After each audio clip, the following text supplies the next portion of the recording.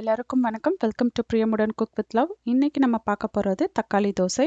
இது வந்து 5 நிமிஷத்தில் சட்டுன்னு ரெடி பண்ணி நம்ம சட்டுன்னு தோசை ஊற்றிடலாம். இதை நம்ம வந்து நாள் செஞ்சு புளிக்க வைக்கணும், அந்த மாதிரி வேலையே இல்லை. நம்ம எப்படி ஸ்பீடாக செய்கிறோன்னு இப்போ பார்க்கலாம். வாங்க பிரியமுடன் சமைக்கலாம்.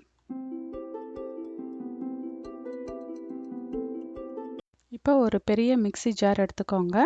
அதில் வந்து நம்ம 2 தக்காளியை இது மாதிரி கொஞ்சம் பெருசு பெருசாக வெட்டி வச்சுக்கலாம். ஏன்னா நம்ம மொத்தமாக அரைக்க போகிறோம், அதனால் கொஞ்சம் பெருசாகவே வெட்டி வச்சுக்கலாம். 2 தக்காளி ஃபஸ்ட்டு சேர்த்துக்கலாம். அதுக்கப்புறம் 2 பல்லு பூண்டு போட்டுக்கோங்க. நல்லா டேஸ்ட்டாக இருக்கும் இந்த தோசை உங்களுக்கு. அப்புறம் ஒரு காஞ்ச மிளகாய், ஒரு வரமிளகாய் சேர்த்துக்கோங்க. அதுக்கப்புறம் 1 கப்பு அரிசி மாவு. இன்க்ரீடியன்ட்ஸ் எல்லாம் கொஞ்சம் கரெக்டாக இதே மெஷர்மெண்ட் போட்டிங்கன்னா உங்களுக்கு தோசை நல்லா வரும். அதுக்கப்புறம் ஒரு 1/2 கப்பு ரவை. நீங்கள் பெரிய ரவையும் எடுத்துக்கலாம், சின்ன ரவையும் எடுத்துக்கலாம். நான் இங்கே வந்து கோதுமை ரவை எடுத்திருக்கேன். நல்லா இருக்கும் கோதுமை ரவை கூட. நம்ம அரைக்க போகிறோம் இல்லையா, இதில் வந்து இப்போ ஆட்டா மாவு கொஞ்சமாக சேர்த்துக்கலாம். உங்களுக்கு ஆட்டா மாவு வேண்டாம்னாலும் நீங்கள் வந்து ஒரு 2 டேபிள் ஸ்பூன் மட்டும் சேர்த்துக்கோங்க, அந்த பைண்டிங் நல்லா வரும். நான் இங்கே வந்து ஒரு 1/4 கப்பு சேர்த்துருக்கேன். அப்புறம் வந்து ஒரு டேபிள் ஸ்பூன் உப்பு சேர்க்குறேன். அவ்வளோதான். இவ்வளோதான் இன்க்ரீடியன்ட்ஸ். ரொம்ப ஸ்பீடாக சிம்பிளாக பண்ணிடலாம். நம்ம செம்மையாக இருக்கும். ஆனால் 5 நிமிஷத்தில் தான் நம்ம பண்ணிடலாம். இப்போ 1 கப்பு தண்ணி ஊற்றி நான் ஃபஸ்ட்டு அரைக்கிறேன். மொத்தம் வந்து நம்ம 2 கப்பு தண்ணி ஊற்றணும். ஸோ இதை வந்து பார்த்துக்கோங்க, 2லேருந்து 2.25 கப்பு தண்ணி ஊற்றுனீங்கன்னா உங்களுக்கு கன்சிஸ்டன்சி சூப்பராக கரெக்டாக வரும்.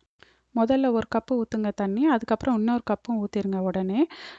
நல்ல பெரிய மிக்ஸி ஜார் எடுங்க. அப்போ தான் நல்லா இந்த மாதிரி நல்லா அரைக்கணும். அப்போ தான் நல்லா இருக்கும் உங்களுக்கு கன்சிஸ்டன்சி. மாவு வந்து பார்த்திங்கன்னா கொஞ்சம் ரவை தோசைக்கு நம்ம ஊற்றுவோம் பார்த்திங்களா, கொஞ்சம் தண்ணியாக வரும் பாருங்கள், அந்த மாதிரி கன்சிஸ்டன்சியில் இருக்கும். ஆனால் நல்லா வரும் தோசை.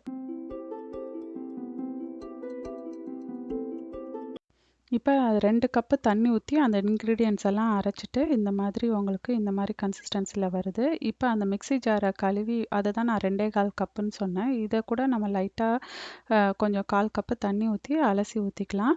கொஞ்சம் தண்ணியாக இருந்தாலும் தோசை நல்லா வரும், மொறுன்னு வரும், சூப்பராக இருக்கும். இப்போ தோசை கல்லை காய வச்சுருங்க. அது கொஞ்சம் நல்லா சூடானதுக்கப்புறமா நீங்கள் எப்பயும் போல் நார்மலாக நம்ம தோசை ஊற்றுவோம் இல்லையா, அதே மாதிரி ஊற்றிக்கலாம். நடுவில் 2 கரண்டி ஊற்றி நல்லா இழுத்து விடுங்க. நான் வந்து இங்கே கொஞ்சம் சின்னதாக தான் ஊற்றுறேன். இந்த தோசை சட்டி வந்து இன்னும் நான் அதனால தான் இங்கே சைட்ஸ்லலாம் நான் கொஞ்சம் எண்ணெய் நிறையா ஊற்றிருக்கேன். நீங்கள் வந்து நல்லா பழக்கின தோசை சட்டினா இவ்வளோ எண்ணெய்லாம் கூட தேவையே இல்லை. நீங்கள் ஜஸ்ட்டு எப்பயும் எப்படி தோசை சுடுவீங்களோ அதே மாதிரி சுற்றலாம். நான் வந்து பழைய தோசை கல்லுனா நான் எண்ணெயே அவ்வளோவா ஊற்ற மாட்டேன். நல்லா அது வரும்.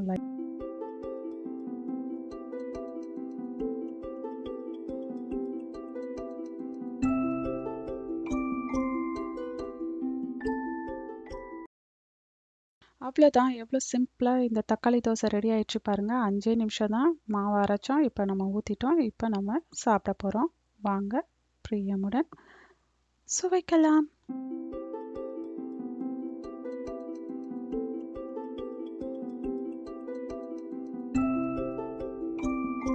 இந்த வீடியோ உங்களுக்கு கண்டிப்பாக பிடிச்சிருக்கும்னு நினைக்கிறேன். பிடிச்சிருந்ததுன்னா லைக் பண்ணுங்கள், ஷேர் பண்ணுங்கள், கமெண்ட் பண்ணுங்கள்.